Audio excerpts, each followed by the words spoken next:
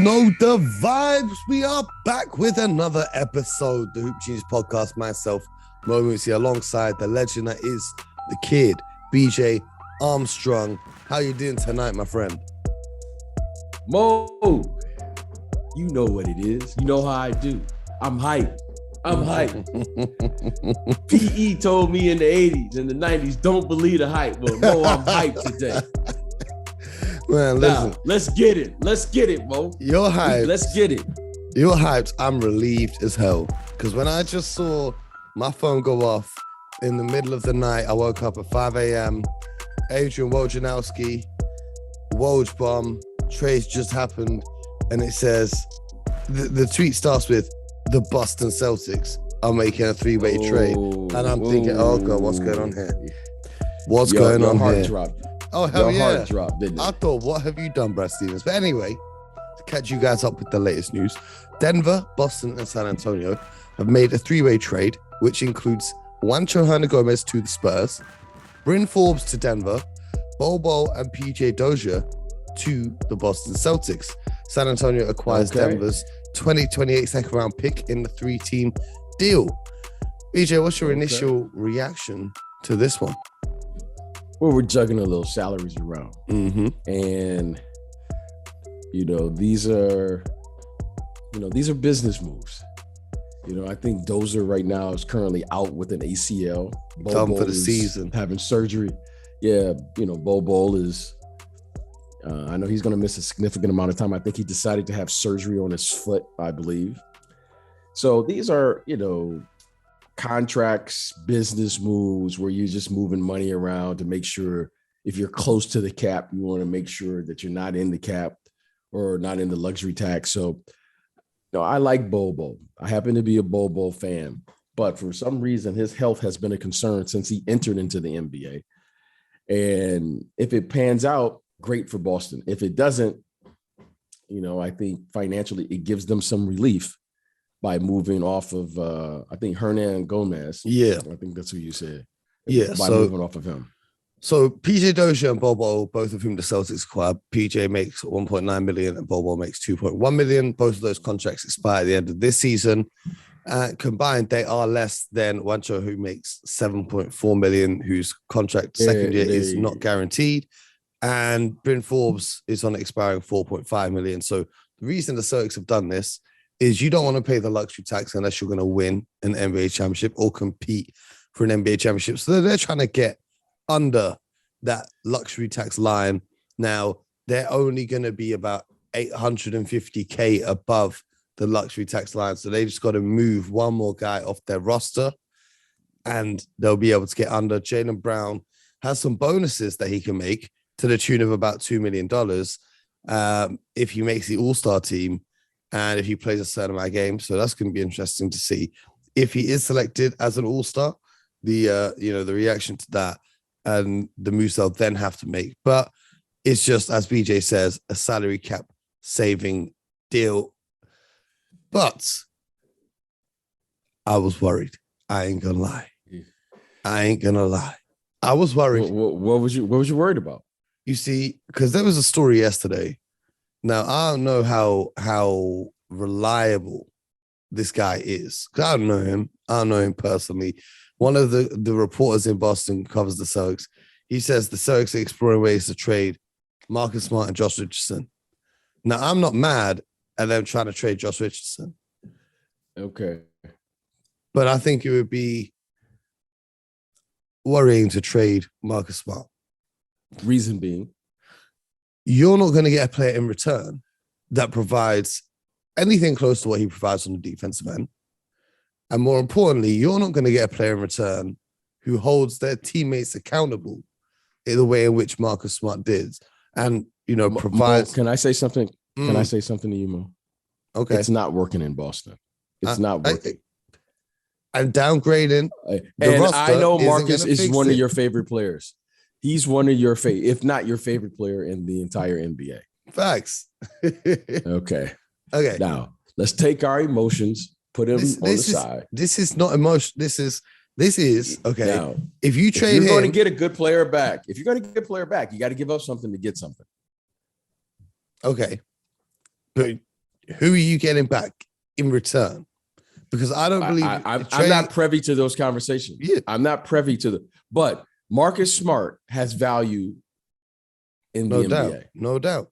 Okay. So Marcus Smart will command something back in return, provided, which we are going to assume, that the Boston Celtics and their scouting staff and advanced scouts and all of those people are doing their homework, and they know exactly what they may need from a chemistry standpoint, because whatever is going on there in Boston is not working.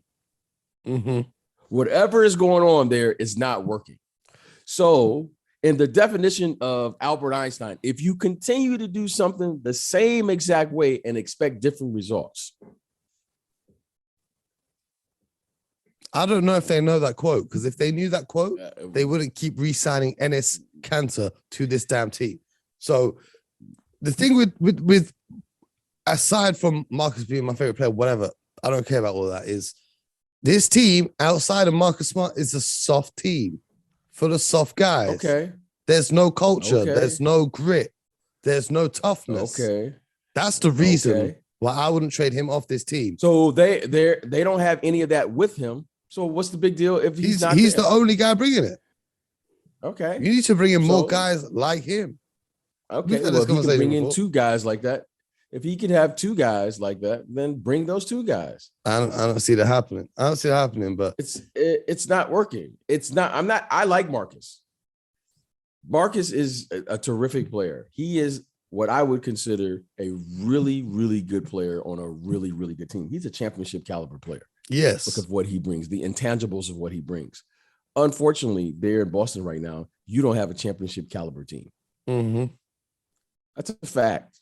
That's a fact. Now, your two best players are still figuring out how to play with one another. That's a fact. That's a fact. And Marcus Smart, as much as I love him on the defensive end and what he brings and all of those intangibles, Marcus is not a lead guard by today's standard where he can score, break down the defense, penetrate, and create offense for other players around him. That's not his game. Now, if you're going to be good in this league, Mo, let's look at the facts of the game. You have to have a lead guard who's going to apply pressure on the opposing team's defense. Mm-hmm. That's not Marcus Smart's game. As much as we love Marcus Smart, that's not his game. No. Okay. So when we say something's not working, and we know this to be true with every team in the league. So let's look at the top teams. Let's look at Milwaukee. Let's look at the Brooklyn Nets. Let's look at Milwaukee. Drew Holiday. Let's look at Drew Holiday is good, but he's not the one who's applying pressure as the lead guy. He's the third option there. He's not. Okay. Teams aren't worried. There are exceptions to every rule. When somebody figures out how to stop Giannis, somebody figures that one out, please let me know. There we go. Because Giannis, we got teams building walls to stop Giannis. Okay. Mm-hmm. Okay. When the team needed Drew to step up offensively in the NBA Finals, which you and I covered together, Drew was hitting 30 pieces in critical moments. He was doing all right. He was doing more than all right. Okay. Missing layups left, right, and center, though. Yeah, he was. But he had a couple games where he really stepped up offensively and really showed up and showed out. Mm-hmm. So in saying that, I love Marcus Smart. I love what he brings. I think what he brings, a championship caliber team could utilize him and implement what he brings naturally into a championship run.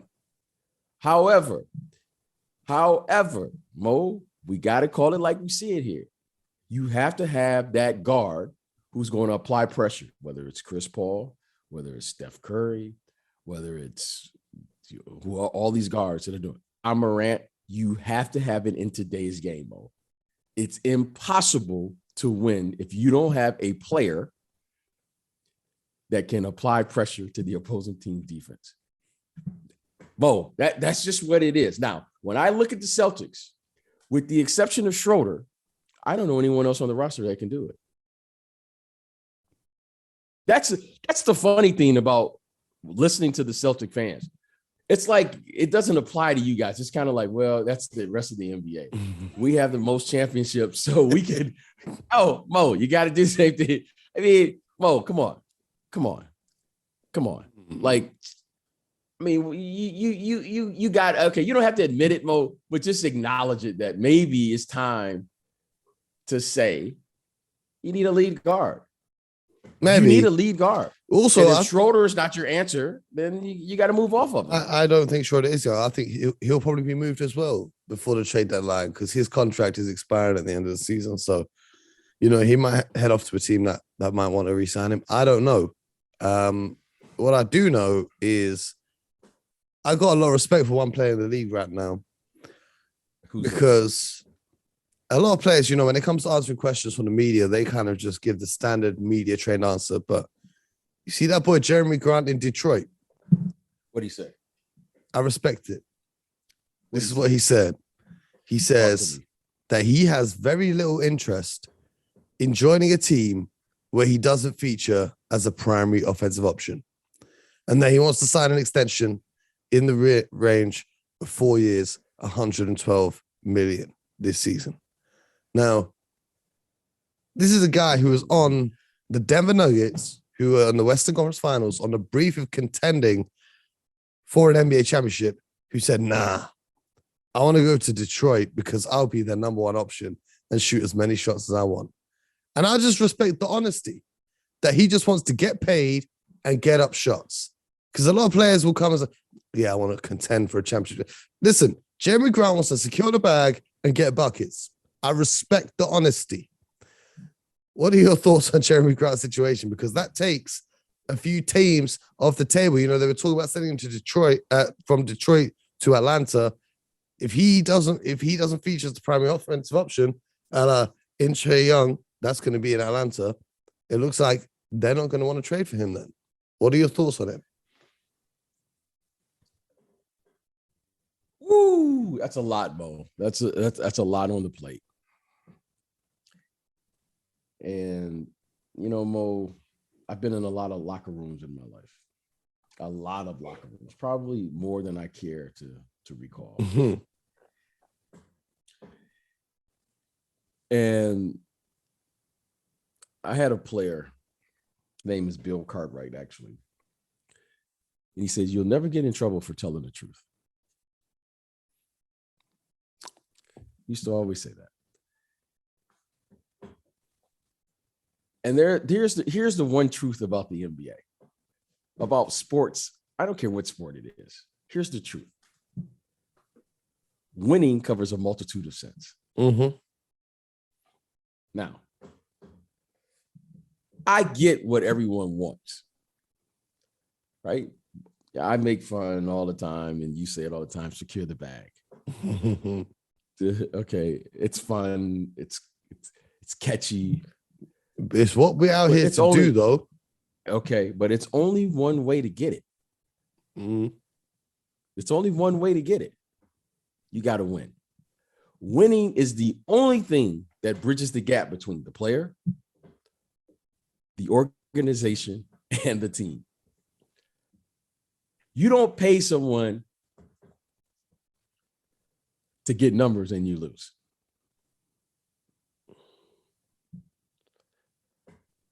There's a lot of teams paying.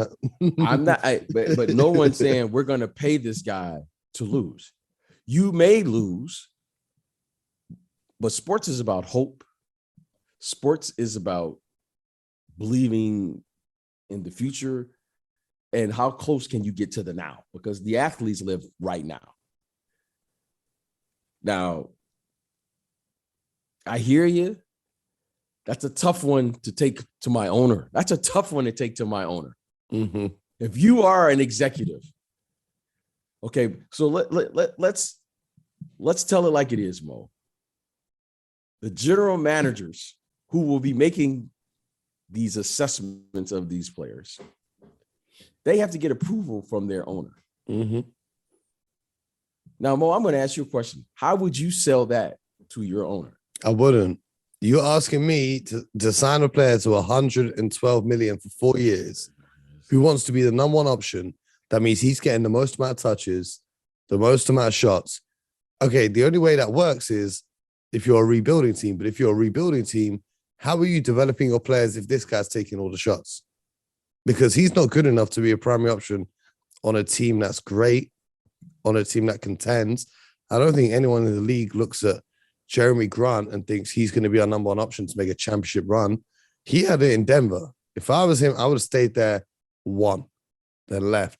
Or, because then he went to Detroit, and you're going to be in the same cycle all over again.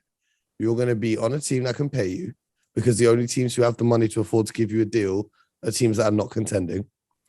And you want to be the number one option. And then they're going to draft some kids because they're not going to be good. And then you're going to be taking touches away from the kids and stunting their development. And then they'll look to shop you. So I respect the honesty, but if I was the general manager, I wouldn't sign him. That's my only question. It's not about what I think, because Mo, as a player, as an agent in the media, get all the money you can. Mm-hmm. I hope you get the max. I hope you get the mega max. Why? Super max. If you get the mega max, the super max, you get 150 million. As an agent, I'm saying, oh, wow, I have a player who's doing the same. That helps everybody. But I've also been on the other side where I know what these executives are saying. And I know what they're doing behind the closed curtain. And I know what they're doing in these meetings. And I've had one-on-one conversations with these owners, with these executives. And the truth is, my job as an agent is to help them to come to an understanding of who you are in this league. Who you are, not who you want to be. See, Mo, I had dreams at one time when I first came in the league. I wanted to get shots. I wanted to get all the screen role plays. But when I came in, I quickly had to make an assessment here. It was a wise assessment. There were some other guys that I had to defer to. Yeah. Okay. I feel you. And here's the funny thing. Now I can say this now at 54. No one cared that I made an all-star team. No one cared that I averaged whatever I averaged. No one cared about my career year. No one cares about any of that stuff. The only thing they care about, did you win? I hear you. Okay. Now, Jerami is a really, really good basketball player. And whatever you can get, if you get 120 million, God bless you. Mm-hmm. But just make sure whatever you're doing, that somewhere in all of this conversation, where's winning? Well, it's somewhere in that conversation. That's all I care about. Well, because the only thing, Mo, the only thing that matters is the following. If you get this money and you don't perform, that's a disaster for the person who signed you. It's a disaster for the player. It's a disaster for the organization. And then you get put into a situation where now you're just a cast off. You just get moved around because your contract. Okay. Mm-hmm. So get everything you can get, do what you do. Well, but just understand who you are in this league. And that's important. Speaking of Jerami Grant, the reports and the rumors are circulating that the Pistons made a trade offer to the Philadelphia 76ers for one, Mr. Ben Simmons. And in return for Ben, the offer that the Philadelphia 76ers turned down was Jerami Grant, Sadiq Bey, Kelly Olynyk, and a first-round pick. Now, we spoke in a previous episode earlier on about you wanting to get an all-star in return, or you wanting to get a high draft pick in return. Neither of those things were included. I mean, Sadiq Bey is a very promising young player. Jerami Grant can contribute immediately. Kelly Olynyk, he's a big that can play on the floor at the same time as Joel Embiid because he can space the floor and shoot the three. And there's a first-round pick in there. That trade makes the Philadelphia 76ers better this season. adding in those Right. pieces and that depth. But they said no. What's your assessment? Would you have maybe considered that if you were in charge of the Philadelphia 76ers? No. Absolutely not. Mo, after all of that, I'm 2.5 games out of first place. Mo, after saying all that you said, after going through that whole scenario, I'm 2.5 games out of first place. With an NBA All-Star not playing at all. You know what? If it's me, I'm like, I'm good. I'm good. I'm good. Now, I think the Sixers should hold tight for what they really want, whatever it is they really want. But what they really want is a player that's going to move the needle. Ben Simmons is a max player. Ben Simmons, for all he supposedly can't do, right? Can't shoot, lost his confidence. Okay, that's fine. Maybe that's true. Maybe he did lose his confidence. Let's say he did. He's still a really, really good player. And I think if they're patient, they'll get a really, really good player back. That remains That's what I would do. Seen. But someone is going. The right scenario will present itself. It always does.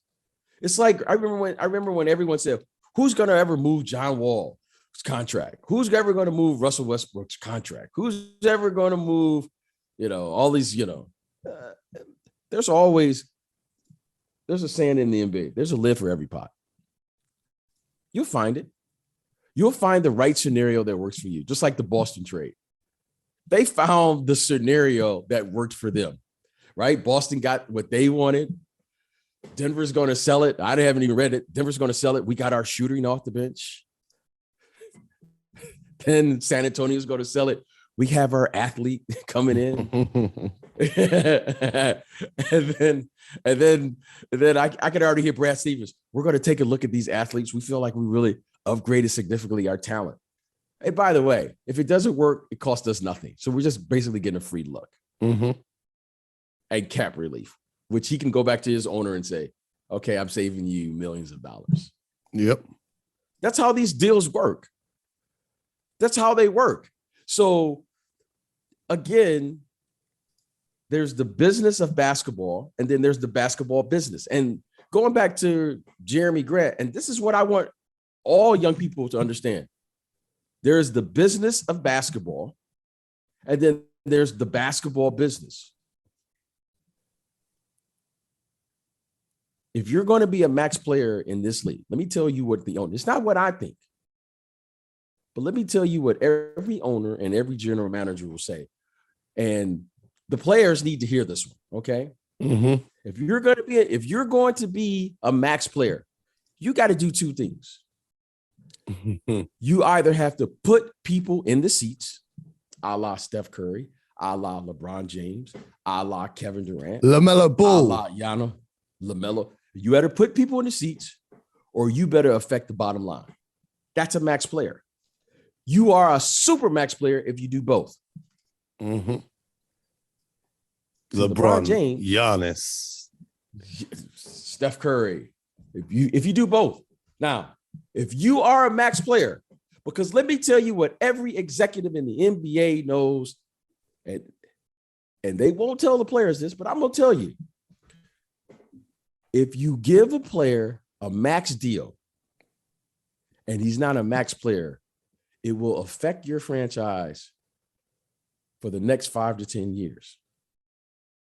Because the worst place to be in all of sports is in the middle of the pack. Yep. Because that guarantees you'll never get a great draft pick because the best players are in the lottery. And it guarantees that you'll never advance deep in the playoffs. Facts. You don't want to be in purgatory. as we call it. So we could talk about the basketball business, which is who's a player and who deserves what. Or we could talk about the business of basketball, because the business of basketball, no executive is going to make that decision and pay a player who can't fill up his arena or can't affect his bottom line. Mm-hmm. Kawhi Leonard may not be the most personable person, and he may not be the person that is doing the interviews and all of that, but he affects your bottom line in a way that he will command a max deal. Yeah. Okay. That's how this works. This is the business of sports no one talks about. Every executive is following the same blueprint. And if you don't understand this, all the players have to understand it. Some of them do, some of them don't. Every executive understands this. So if you go in there and you ask for a max, you better do one or both of the following. Put people in those seats or affect that bottom line. Because that's the business of basketball 101. Yeah. I mean, okay? That's the business. And they all know it. They all say it and they all abide by that rule. All of them. Okay, Mo, and you can tell them now. Now you can tell them here on the podcast of what they're really saying behind the closed doors. Mm-hmm. It's interesting. It's interesting what these guys, want to get, and then what they will get based on what you've just said. I hope Jerami Grant goes out and gets paid. I hope he gets the max. I really do. I really do. I don't think only 3 teams have max space this summer, and one of them is Detroit, where he currently is. And I don't think the other 2 are going to give him that. But best of luck to him, because right now, I just want to quickly mention, you were talking about the Sixers being 2.5 games back out of first place in the East Conference, and the top 10 teams, like if you're 10th in the East right now, you're only 5.5 games back. That means you're a 6-game winning streak away from cowboying. Can I just look at the rankings? I bet you the Celtics are right around 9 or 10 right now. Where are the Celtics? 10th. 5.5 games back. 5.5 games back. What can I say? Well, I've been around you way too long now. No, way too long, man. Let's look at tonight's games. Let's wrap up with tonight's games. Let's do it. I'm gonna hit you with the 2 teams. You hit me with who you think is gonna win. Super quick. Okay. Let's go straight through. The Magic are at the Sixers. Who you got? I got the Sixers. The big fella's unstoppable. Big facts. The Nets are on the road, so Kyrie's playing against the Washington Wizards. I got the Wizards. Okay. I got the Wizards. I got the Wizards. I think the Nets need to bounce back because they crumbled in crunch time against the Cavs on Monday night. The Hawks are hosting the Minnesota Timberwolves, who played tonight. They got the win on the road, 2-point win against the New York Knicks at Madison Square Garden. But they are going to be traveling to Atlanta to face the Hawks. Who you like for that? I think the city of Atlanta wins that one. well, I think Timberwolves are coming off the second night of a back-to-back. Hawks have just beat the Bucks on MLK Day. I like the Hawks for it, but I feel you. Yeah, I think the city, they were in New York. They snuck out of there with the win tonight against the Knicks. I think the city of Atlanta wins. I think the Hawks. The Hornets are in Boston to take on the world-famous Boston Celtics. ESPN game.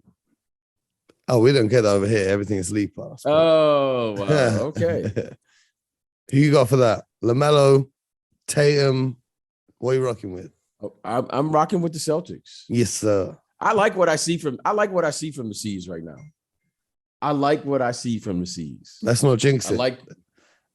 I like what I see from the C's. Yeah, so you pick Charlotte because whatever you do, we know it's going to be the opposite. You pick Charlotte. Yeah. That's how this works. I think Schroeder is fitting in nicely there. Okay, I really do. Okay, well, the Miami Heat are hosting the Portland Trailblazers. I'm assuming light work for the Miami Heat. Here's an interesting one though. Your boy, Evan Mobley, and the Cavaliers. Put respect on his name, Mr. Mr. Put some respect there. Well, he goes into the home of Mr. DeMar DeRozan and the Chicago Bulls. Oh, Cavs, I just like Bulls. saying his name, the Marvelous. The Marvelous, the Slash Bros, whatever you want to call them. They're hosting the Cavs. Now, obviously, the Cavs have had a few injuries and whatnot, but so do the Bulls. And I think this is going to be the matchup of the night, or the second best game of the night, because I'm about to tell you the best game of the night after this. But who you like? I'm going with the Cavs. I'm going with the big man. I'm going with the big man, you know? I hear you. I mean, I'm not mad at it. The Bulls are good at home, though, 15-6 at home. But Cleveland are one of only 2 teams in the Eastern Conference to win 15 games on the road as well. So it's going to be interesting. The game of the night for me, the Memphis Grizzlies take on the Milwaukee Bucks. Mo, we got to stop here. You got to give me more than 30 seconds. You got to give me a minute on this one, Mo. Give me a minute. Hit me. Who you got? Let me hit you with this. Let me hit you with this. First of all, I think you have the 2, like, literally the MVPs right now playing in this game. Ja Morant and my man Giannis. Yeah, over the past 2 weeks, unstoppable. Both of them. Okay, and both of them are unstoppable. Now, I'm going to go with the Bucks. I'm going to go with the Bucks here. I think the Bucks, they need a win. I think they need a win at home. But I'm interested to see what my man Ja does, because Ja right now can make a little statement playing against Giannis. He can make a little statement. Yes, sir. And I think Giannis is going to make a little statement, say, look, hey, young fella, now you doing your thing, but you got to do it somewhere else. And the Bucks lost on Saturday to the Raptors, lost on Monday to the Hawks. You know Giannis ain't trying to lose 3 games in a row. Yeah, and, you know, the Bucks make teams shoot a lot of threes, and the Grizzlies, their one weakness is they're not a great 3-point shooting team, but you live by the 3, you die by the 3. So it depends if they can heat up from behind the arc. We've got the Raptors and the Mavericks in Dallas. Who do you like? I think the Dallas defense has been impressive.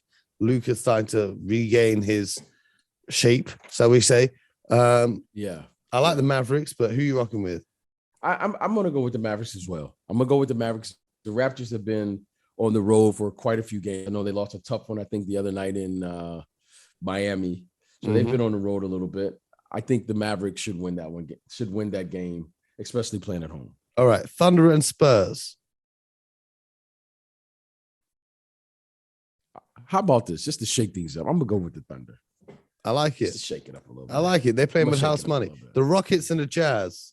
No, I don't think I need to ask you. That's going to be the Jazz. Oh, Gus. I'm disappointed in the Jazz right now. You know, Mo, I want to believe in the Jazz. I want to believe in the Jazz. I do. I like, because Mo, they have every year they're like in the upper echelon of the conference. They play well in the regular season. And then just when I'm ready to say, okay, like last night, I was like looking at them. I was going, let me see how good this team is against the Lakers. They should come in, handle their business, and move on. And what do, Mo? They fumbled to the Lakers. They lose to the Lakers. So I think they win this game, but I wouldn't be shocked if the Rockets win. I'm going to pick the Jazz. Well, the Lakers are in action. They're hosting the Indiana Pacers. Do you think that LeBron and co can get it done? I mean, the Pacers are trying to trade everyone with the trade deadline. I would expect LeBron and the guys to get it done. I think the Pacers now. I think the Pacers players have checked out. Yeah, when you look at their roster, that's a good team. They have a good roster, but they all know they're about to be traded. So they traded. So I think they've checked out. I think the Lakers should win that game. Okay, the Clippers are in Denver to take on the Nuggets. I'm sticking with the Mile High, Denver. Yep. And then the final one for our friend Jack. The Kings might actually get a win. They host the Detroit Pistons. I think Sacramento can take that one. If they don't, I think so. If they don't, I'm gonna have to get Jack in to have a breakdown live on the show.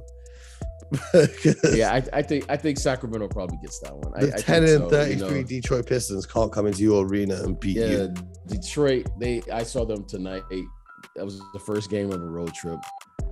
Hopefully they bounce back, but it didn't look good starting out there in Golden State. They lost 102 to 86 against Golden State Warriors. But anyway, you guys, thank you for rocking with us for another day. Make sure you subscribe, follow, leave a review, and all of that. We'll be back tomorrow with a very special episode. That's all I'm going to say on that. So make sure you're ready. You're locked in. BJ, once again, thank you, sir. Go and get yourself some rest because tomorrow you're going to get more buckets. So in the meantime, what are you guys going to do at home? Get buckets as well.